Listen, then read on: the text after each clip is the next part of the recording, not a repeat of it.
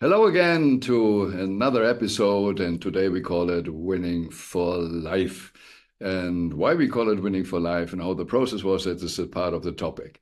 My guest is again my friend Steve Harvey. We just recently talked about billionaire spirit.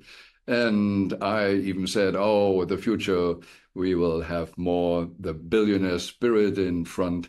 And we changed a little bit last week because normally Steve is in Canada or somewhere on the world. We are at the moment in the same house when we are chatting, and we had a few days together, kind of team strategy meeting, and it was the first time we did it like this. And I asked Steve to talk today about how to transform a team, because it was very interesting, the processes we had, and we take billionaire spirit back to a product, not the over message. And we had Winspiration Radio for a while, and we take Winspiration a little bit back because the DNA of Winspiration is, when we invented it, the day, or we created it is a better idea or a better wording. It was about one day and helping kids, or get the idea, kids for realizing the potential they have. It doesn't matter where they are. Like a lot of kids there in welfare in Germany when I saw. And Winspiration has the core DNA of a day, and we transported it to more because of trademark issues in America, but we adjusted because of the outside was triggering us. And the billionaire spirit came because I was saying we need to all think different and bigger. But in the end, this is like Millionaire Spirit, the book I wrote, and it's a book. So we go back with inspiration to a product. We go back with billionaire spirit as a kind of product. It doesn't matter that we change or that we still believe in the thinking and the spirit of a billionaire. It's important for today. But as a message, and it's interesting, Winning for Life, we created 2,000 things, and we created it as a message. So why did it took us so long that we come back to the roots and the DNA of what we have? And how was the process? And they were very grateful that we had the days with Steve, because he helped each individual somehow to go to the individual DNA again. What is really what we say purpose, essence, and how then to change the culture, and like it shared now with the headlines, what is their DNA? And it was for me a fascinating process, and also then what he figured out what I should more focus on. And I asked him, hey, well, we need to talk about and share more the world while you're doing it. And Steve is doing it somehow for 20 years, when he created luxury spas around the globe, and always was team and culture creating. But also he was individually coaching the whips, high executives, sheikhs, superstars, or whatever. And this was the first week together and outside of a team like this, that we both experienced something very special. So I have a long introduction now, Steve, but I think everybody needs this kind of information, how you approach it, and what was from your viewpoint, even if you really had maybe the target, or the purpose is I create a new culture. But it happened. And in the end, I will say again, if you have a team which should go on a higher level and work different together, core DNA of the individual, core idea of the team, ask Steve if he can support you.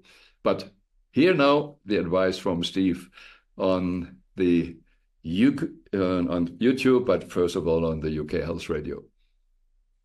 Well, great to be back here, Wolfgang. And Yeah, I've thoroughly enjoyed our conversations as well.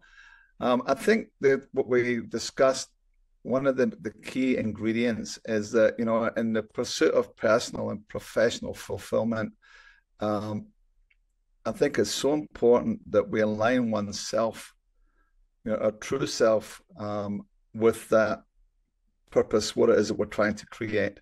And we talk about the true self, but also when I go back from my background in Ayurveda, that's one of the foundations of Ayurveda is to know yourself, and we have a term called knowing your prakruti, which is your mind body type. This is your constitution that is determined at the moment of conception, whether you're predominantly what we call vata, pitta, kapha. And these are determined by how the five elements play out in your makeup. And the five elements are space, air, fire, water, and earth. And they combine in pairs to form these three governing principles known as the three doshas. And the dosha, vata dosha, is a principle of movement. So everything where there's movement required, whether it's a movement of thoughts, the movement of people through traffic, the movement of food going through the system, air going through the body, that's all governed by vata. Then there's the next one is the vata is derived from the element space and air. The next one is a principle of metabolism and transformation, and that's pitta.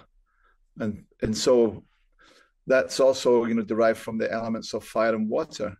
And then the third one is kapha, which is structure, mass, solidity, lubrication, and that's derived from the elements of water and earth. So a vata type person would be typically very creative, tall and slim or short and slim. Pitta type individuals tend to be more medium build with a kind of reddish complexion, early balding or graying, sensitive eyes, sensitive skin, but they are very decisive. They have a keen eye for detail. They're the visionaries, the entrepreneurs. And then the kapha are more heavier set, larger structure, bigger bones, thicker skin, beautiful complexion, thick hair, and they are more supportive and nurturing, and it really lends to the structure of an organization to have a lot of each one of those displayed in the team makeup. And so one of the great things I think about blending Ayurvedic philosophy with, we're talking about winning for life and being in touch with the true self, is that once you know who you are, if you're predominantly vata, then you want to be able to express that creative side. And as a leader, it's really important to be able to identify the team members based on their Ayurvedic type. So the last thing you want to do is to put a vata type person into a position where they're doing a mundane task over and over and over again. The pitta individuals, they're the ones that want to be the leaders. So if you're looking for who you're going to have as your team leader or your department heads or your management, look for a lot of leadership qualities in the pitta individual. And then for the more nurturing, caring, supportive staff, they're going to have a lot of kapha in their system. They're the water and earth. And so as a leader, looking for that and makes your job much easier. And the interesting thing is when each person is performing a role according to who they are, the prakruti or the mind-body type, they're more in touch with their true essence. Therefore, their performance is better. They're keen to come to work every day and to display their skills and passions. Whereas if you put them in a job where that's not being respected and taken advantage of, then Steve, that is I think too normal how you explain what I experienced, because I think in the business world they do all testing. Well, we use Kolbe, Kersey, and they all this whatever testing out Myers-Briggs and whatever you call it, fight your strengths, and you need to really create the right team. And I think that is nearly a kind of common knowledge, even if that is ignored a lot, because one has problems and dominates the team. But to bring strengths together, that is one part. You come and look through the lenses from the Ayurvedic view, but the transformation was more. It was more than just what you explained there. If it's the frequency, is this the awareness, is this a higher vibration? I even have a tough time to really nail it down in words. But it's not, or let's say in the modern terms, we say, what you explained, it could be what the old economy is also doing, and just simply on a 3D level. Yeah, it's a three-dimensional thinking. But here it goes more on the four, still target the fifth dimension. And there, like, and then bring the whole team on a different timeline, as the wording is. And so the starting point might be the Ayurvedic, but it's normal. What for you is so, yeah, normally you do it just by nature today. You had maybe not the consciousness to put it in words, what you really did. But maybe we ask it a different way. If there is a team which would make really the transformation, how would they act? How would they work together? And this is more than just I do this task and that task. But I think as a collective experience is when it's really vibrating at a high frequency, that's due in part because each individual is living in their essence. Mm-hmm. Interesting. A lot of people are not really aware of who they are. Yeah.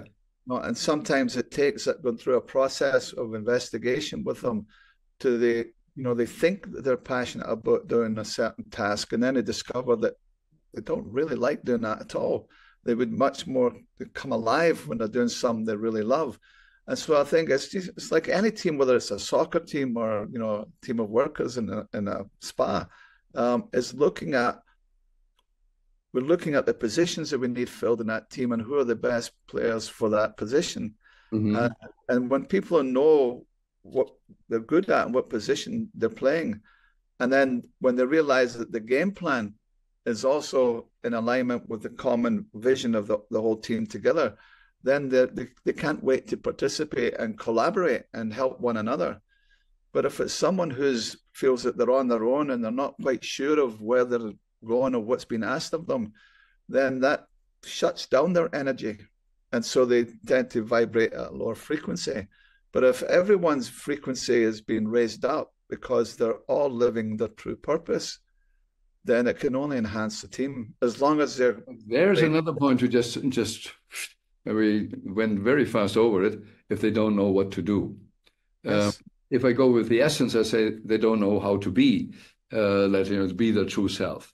Yeah. But when I experience you also doing the process, and what we both in the process also for ourselves discovered, we have not really a conscious clue in our age and looking in the past what we all experienced. It is, you maybe, I wouldn't say a weekend course, but maybe someone studies 3 months, the doshas and everything, and knows something of Ayurveda and is start teaching it and go in a team and you are this type, you are this type. It will not make the transformation. Yeah. And like I experienced with you, because all the experience you had in setting up the spas, it was not just dosha. You know how you run successfully a team, whether or not to focus on, from marketing in the spas or other things, with clients, supporting clients, or I do this and do that. You worked with successful people and you always ask what makes the success. You collected a huge amount of data in your subconscious. And I saw you giving people ideas or giving them structure. So if you really want to fulfill this role, look what could be all there. So I believe also, like we always said, the essence is a foundation. Don't ignore it, But how you succeed in life, how you really win the team. Yeah, like we love soccer, so there's more this team spirit and the joy of living it. And yeah, you see in most teams they have a kind of captain and leader who can hold the frequency.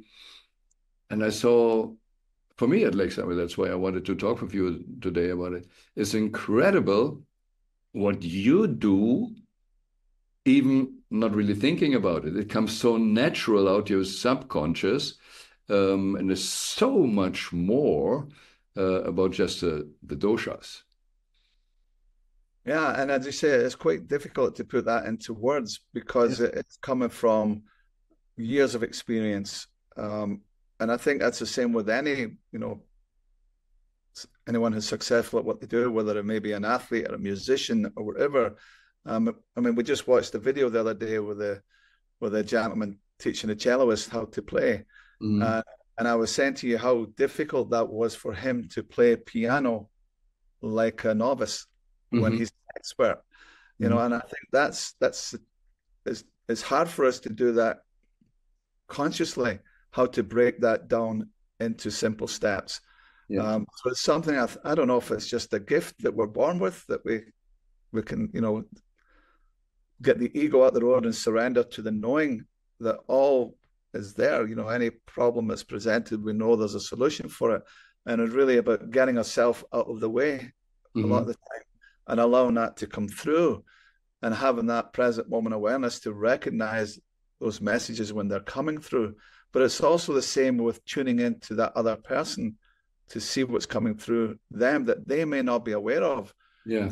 And, making a suggestion to them that they never even considered. But because I've got, so many years of experience doing that, then I can see the patterns with a lot of people.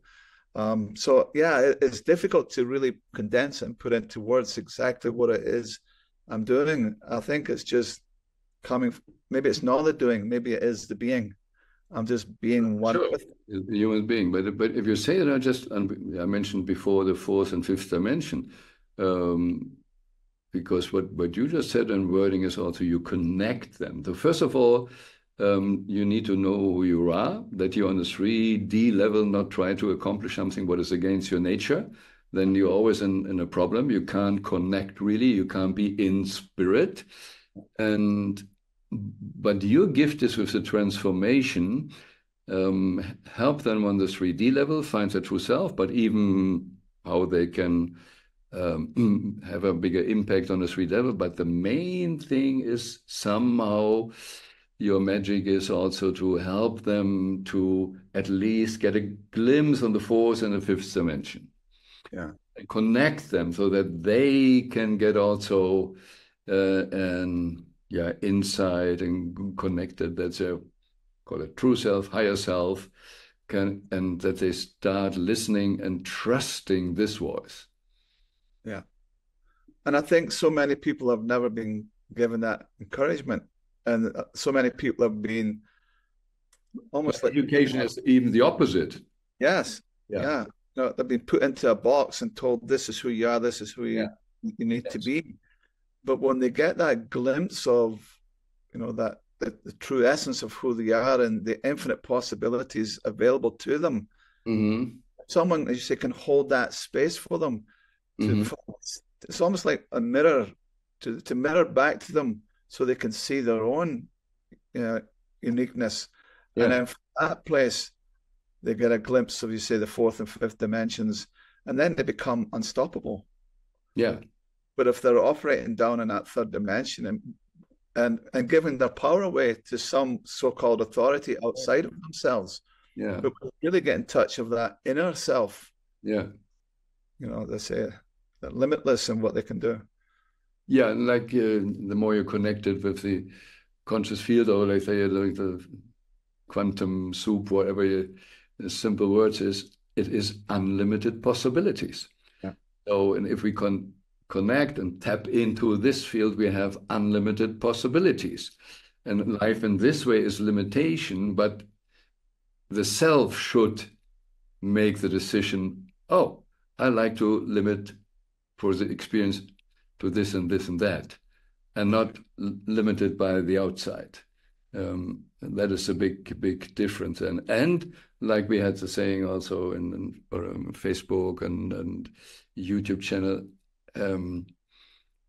the play we call life. Yeah, so really understand this is a game. Play it, but play it as good as you can. Otherwise, you will never be happy. But aligned, be in spirit, win inspiration. Even if you need to claim, like you do, Yeah. claim it. So we hope we're winning for life, but this is the transformation. What happens automatically, what you're doing is the difference in winning in life and winning for life. So maybe you can elaborate a little bit. What is the difference about winning in life and winning for life? I think winning in life is more about the self, the me, whereas winning for life is about that greater contribution to life, to society, to something greater than ourselves. And from that place, I think we step out more of the ego, and it's coming really from, you know, our higher power. Again, when you're talking about people, when I say to them, what I are we referring to here? The Mm. small I or this bigger, unlimited, human being that you are? And so from that place, winning for life becomes, how can I contribute to something greater than myself? Mm-hmm. But also at the same time, remembering that any being there for other people must include being there for myself. So again, really knowing who you are and honoring that, and from that place, being there for other people and contributing to something greater. Mm-hmm. Whereas I think when we're caught up in the ego and a lot more of the materialistic success, we're coming from that me instead of we. And Yeah. so Is in the English language, because that's not my nature tongue. mine neither. Das ist auch Deutsch. The egoistic and egocentric. Because I'm just taking care of my essence, and living my essence is somehow a positive egoistic thing. Yeah, I Yeah. create without an ego, you can't survive on this 3D. Right. Yeah. So, but the others is other the me is so much more egocentric. Everything is around me. Yeah. Like you shared also from a talk with one of your whips you treated. They said, although in the beginning we started always what we can get, and then it's giving. So winning in life is, I guess, always something. What can I get? What can I get? Is this the Yeah. bigger car? What is this position? What I get? Winning for life, even for the individual, that's the only way you really can have a fulfilled life. Yeah, and so giving is so much more rewarding. And if I say giving love means I need to have it first. Exactly. That it needs to run through me. Yeah. Yeah. Yeah. You're simply a vehicle for that, and as I say, that's really about who are you being, and with that greater awareness of, I really believe we've been given, each human being's been given gifts, but I don't believe it's a gift unless you share it. Mm-hmm. See? So, and then are you sharing it from the love of just sharing it and really impacting and leaving a difference in the world? Or are you sharing it because you've got an agenda, you're trying to get something in return? And I think we probably all go through that journey where we're giving to get, and then we realize there's more to it than that. And so as I think Normal way of life. We come on this planet, and we're not as humans not really ready. We depended on getting some. yes, Yeah, and so they train us. If you're not, then you don't get. If you're not, you don't get. yeah, So sure, we try to get out of this survival mode or in the survival mode is how do I get more that I'm safe, but Yeah. I never be fulfilled. Mm-hmm. And again, I think a lot of it comes down to we've not been given permission uh, to come from a same place of being. Any being there for others must include being there for ourselves, and we tend to liken that to being self-centered. Mm-hmm. Mm-hmm. Versus when we flip it around, it's really about being centered in the self. Yeah. And only when you're truly centered in the self can you truly be there for other people. And when you do that, you live by example and you give them permission to be centered in their self. Yeah. And so I think that again, when the team starts to feel that, they may not be able to explain it either, but they get a sense of what that means to be centered in the self, but also collectively working together for that common goal, whatever it is that we're trying to achieve. And when people get a feel for that, it's incredible to watch the magic and the collaboration and the support for one another. Everyone's got everyone's back. And yeah, it's fascinating to see it. That is more now what I want to say underline when I said, just talking about the doshas and Ayurveda was not enough for me. Like all the other, whatever tools, you can say the same thing, but it's the self-centeredness, what you organized. Yeah. That is what you did with the people. They're suddenly more self-centered and not just intellectually knowing, oh, I'm a kapha or whatever this, what most other tools or in the old economy and companies do is too much left brain. And if you're really self-centered, you don't use your left brain for this. Yeah, because then the left brain becomes maybe the servant. Like money should be the servant and not the boss or not the god or whatever. The material side.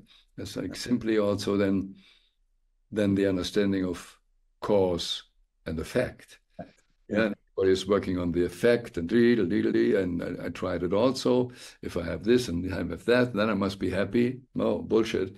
I was more unhappy because now I accomplish everything what I think I should have. Yeah.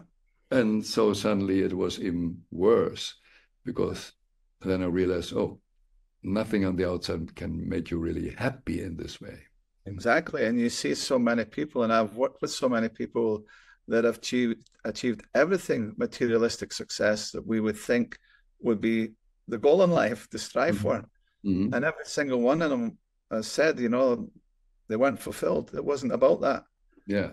When they really got in touch with who they really were and lived a life based on being, centered in the self, they said that was worth more than anything, Yes. in the materialistic world. And at the end of the day, you can't take any of that with you. So, can you really be happy with who you are? We spoke before about, the regrets of the dying, and how many people can get to the end of their life and truly feel fulfilled with where they are in life. But nobody should get it's now the idea avoid materialists. No, well, no. Make it to servant. Life is so much comfortable, and whatever you want to accomplish and good things on planet Earth, if you have the power and the money, it helps you. Of course. Yeah, but it's just it's not the goal. No, the money is not the purpose of life, but it can help you really to bring more purpose into the world. Exactly. Yeah. I watched you also working very fast with artificial intelligence in this process. And that was also fascinating for me because a lot of people are discussing, oh, wow, here comes intelligence, will they rule us and everything? How dangerous is it? And I think that it's seeing that also in the process, you with the others, how they opened up to use it because first of all, they were more self-centered, so they could ask different questions, but really using it as a support system, as a creative system for your true self or for the purpose you want to bring in life. And that was also not consciously really mentioned from you, but it happened. The transformation took place. Or Yeah. how did you experience that? I understand what you're talking about. And I also wonder, I think I know the answer, but I also often wonder when we come from that place of curiosity and openness, I'm sure at some level that affects the artificial intelligence. Mm-hmm. So what we get back from that is a completely different frequency Mm-hmm. than if we're just, plugging stuff in and waiting for something to come out. I Mm-hmm. think you have to come into that space first. Mm-hmm. And when we collaborate on that level, Mm-hmm. and maybe I'm wrong, but maybe some quantum physicists will be able to explain that better. But that's the feeling I get from it. You were once the person that told me, a knife is neutral. You can use it to take a life or save a life. Mm-hmm. And I think that's the same thing with artificial intelligence. Yeah. You can use it for wonderful things, and I'm sure it could be used for not good intentions either. But we can't concern ourselves too much about what other people are doing, but really focusing on ourselves and looking at how can this support me. And I see it as no different than how can I use the right pen or the right you Yes. know slide to get a message. And so using everything that's at our disposal. Um, yeah, I'm quite neutral around it. I don't see it as a good or bad.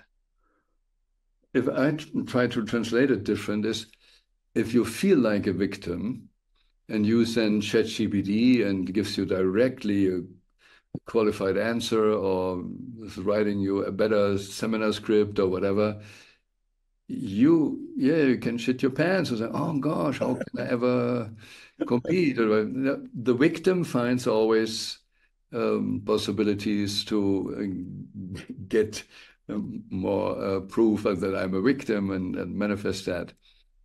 If you're not in the victim mood, so just, hey, I want to live my purpose. How can you support my purpose better? And with a totally different frequency, you go into it.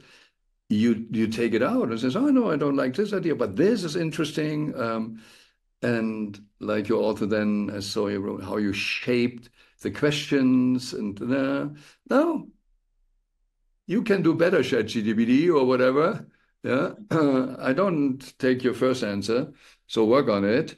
And this was fascinating how you used it, and also seeing the others.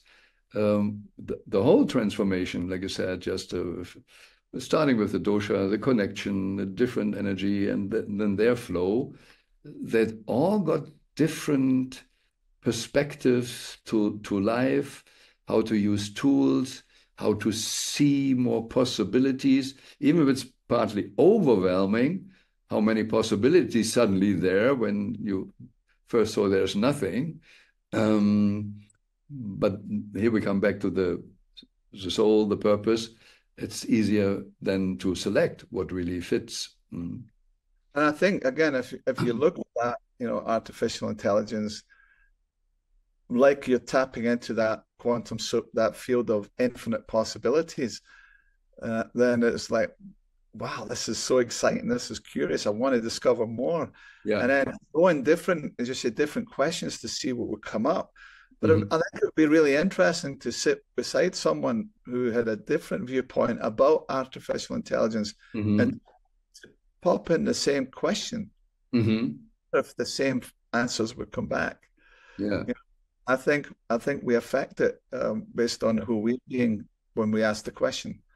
It's really You know, interesting. This was this topic, and last week we had the episode with an owner of an AI company, how he sees the transformation and how you really can use it, selecting whatever it is, and that you get faster to what really fits with your true self.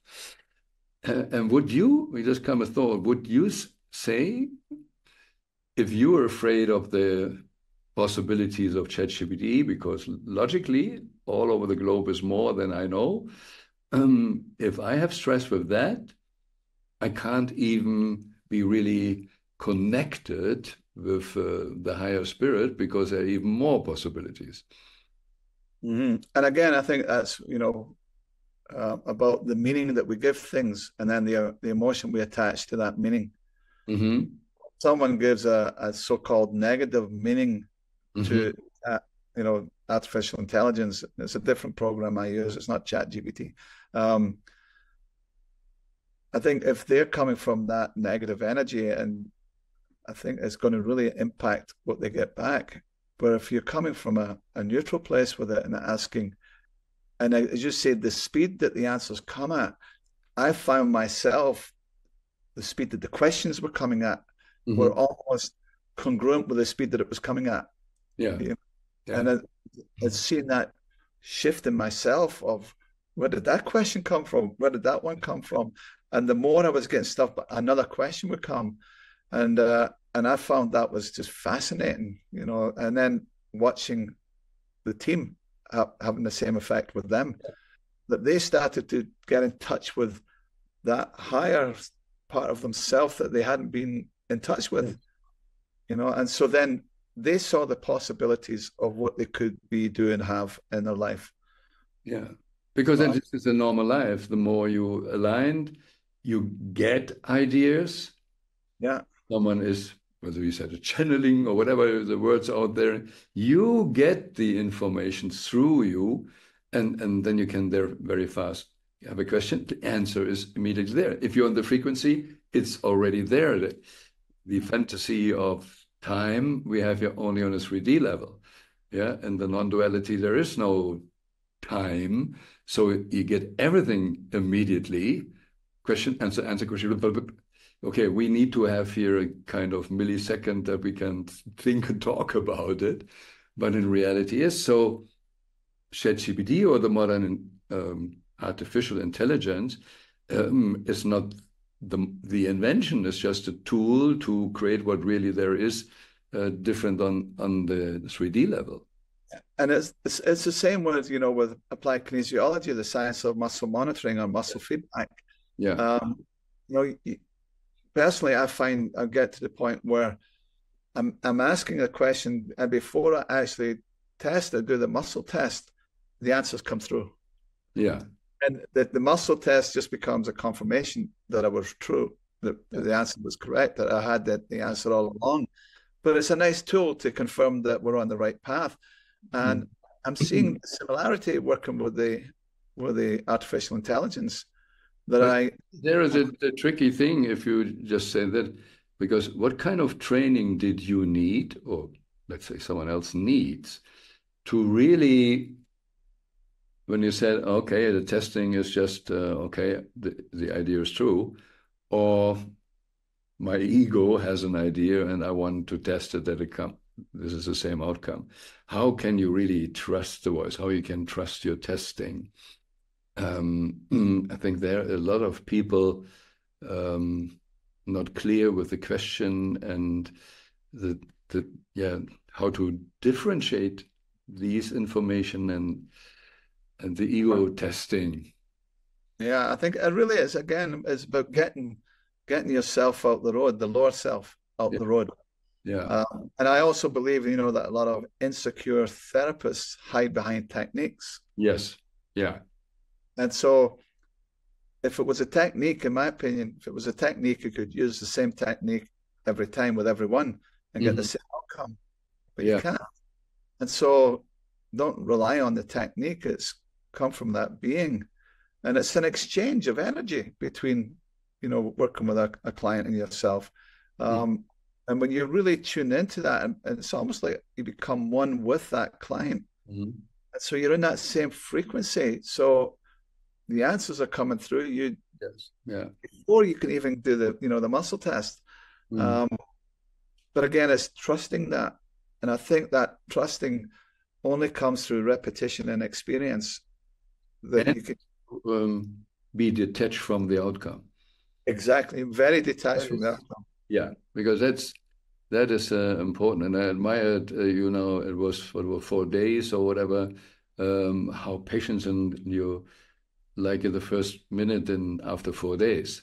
When I did individual purpose finding and tuning in the field to help the client to figure out what really the right wording is, to bring it in words, if it took an hour or 1.5 hours, whatever, sometimes, but it doesn't matter really. 45 minutes. I was kind of empty afterwards because the hard work was to get my ego out of the way. I want him, he is that, or they did it. And and for you, it was fascinating. You don't have to put the ego aside to do the job. You just can do 4 days and just be there and the testing. Yeah, or when he said with the give what meaning you give when you did a kind of judge your neighbor from buying Katie or turn it around. It was also smooth and easy. Yeah. Yeah, and not forcing someone, so just kind inviting someone to, oh, feel that, try that. Hmm. And that's And also the being detached, as you say, yeah. really, I want for you what you want Yes, for you. everybody felt it that you totally detached and everything is fine. What on the other side is. So that's even it was an individual process, even also in the group. Whoa, we all train, don't do it in a group or da. You need to go now. Let's go out and everything. Um, no, this was the kind of natural process. What comes up with our own, we deal directly with it. And it gave all the others a kind of trust feeling that they could more open up, nothing bad happened. So he created really a different trust culture with that. Trust myself better, not afraid of the others, and now we can trust the team. And I made a note here for myself, and it's just like kind of alignment to or Anthony Robbins had once a book, Unleash Your Power, and somehow you mentioned the sentence, unleash the power within or something. And that is what happened. You unleashed the individual power connected, and like in a sports team, you created a so much stronger team. Mm-hmm. And what is holding us back in the normal companies, the mobbing, the fighting, and all those where the energy goes and not really to the purpose, the team purpose. It was really interesting. Mm. I think it's really about holding that space for them and to accept them for who they are and allow them to be who they are. Yeah. But also to see that potential in them that they may not be seeing in themselves and to invite that out, as you say, that invitation, Yeah. without judgment, and whatever level they can move on to Yeah. that. Whereas if you're trying to impose that they have to get to a specific level, then that comes from, we talk about power versus force, that force in people never works. But when you can allow them to get a glimpse of their own inner power, Yeah. step out into that with an invitation. Yeah. And it's for me a kind of more, I wouldn't say learning, but deeper understanding, like the difference from knowing to knowledge. Like I shared in the German language, even if it's more different, but like the Ten Commandments in the let's say in the Western world and in Christianity. I grew up and everybody told me you're not allowed to do it. Yeah, it's more like a law against, instead of understanding, hey, that is a valuable energetic tip. Yeah, and what you shared was creating the space that everybody got. Also, we just a short word about the law of not to interfere. And it was somehow in the beginning the same. You're not allowed to do it. Yeah. But if you really understand it, it's providing the room that they can grow. Yeah. Yeah. And that's why you shouldn't interfere, because you easily bonsai the plant. Exactly. Yeah. Because every rose will blossom, go to the light, the sun, if the environment is right. And that maybe also with all your knowledge, you created, like you said, it created the space, the room.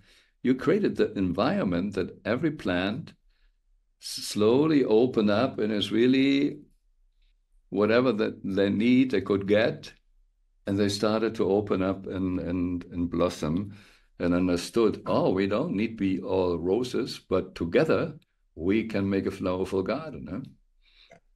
It's funny you mentioned the Ten Commandments, because I remember years ago I was down in the Turks and Caicos Islands, and we went over to North Caicos, and it was Christmas Eve. We were driving around, and we heard the singing come from one of the churches, and so we stopped and we went in to have a visit. It was a tiny little church, and they had on one wall they had the Ten Commandments, but all on its own they had the 11th commandment, and it was a North Caicos commandment, and it said on it, "Thou shalt not be a busybody." And at first I laughed and I thought, this is funny. But then I realized how profound it was. Because when you're not in anyone else's business, you're minding your own business, entered in the self. Yeah. And so the fear, I think, when people are in groups, they're always concerned about what their teammates going to think about them if they go for it.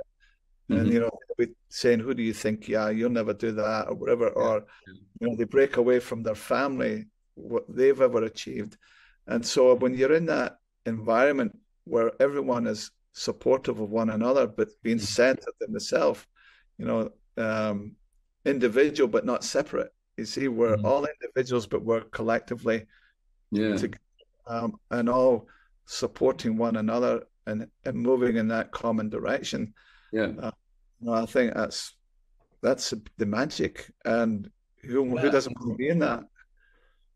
And like we said, yes, there are different ideas of being subconscious, competent, or conscious competent, and everything, which way around. But you're extremely competent, but you do it not thinking about it. So it's just my kind of automatic habit to do it. Like driving a car, I know what to do, and I'm competent, can be a good driver. And you're an excellent. Anyway, I knew it a transformational coach in with the individuals and whatever high level you coach, but I now add to it you're an extreme gifted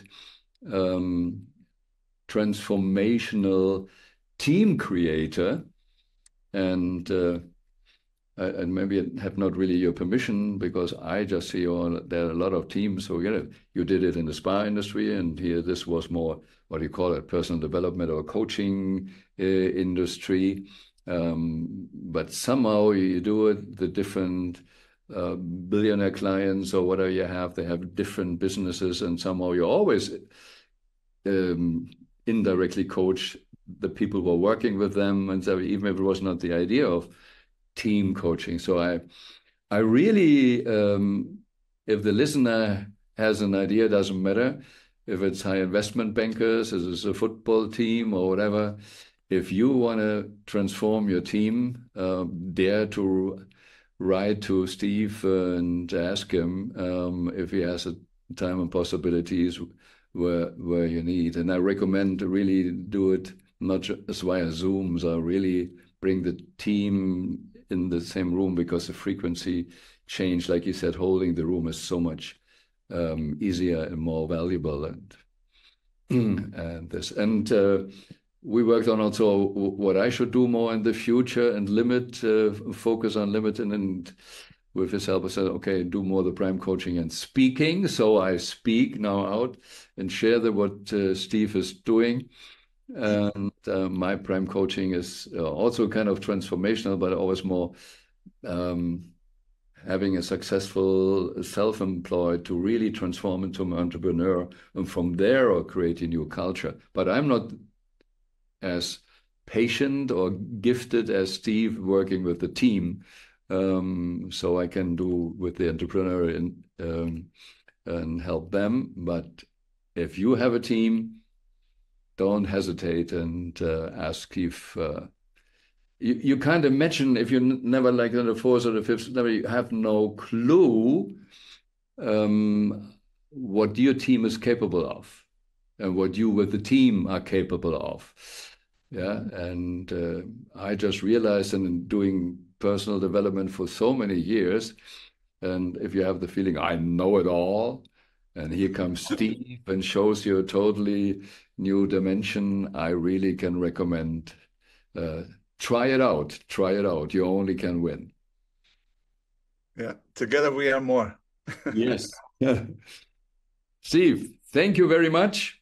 Thank you. For this just short message that you were just on the spot ready to talk about it because it's so valuable. And maybe we have more time and getting more intellectually clear how we can make different bites out of it. Maybe it's too much or like over the head for someone.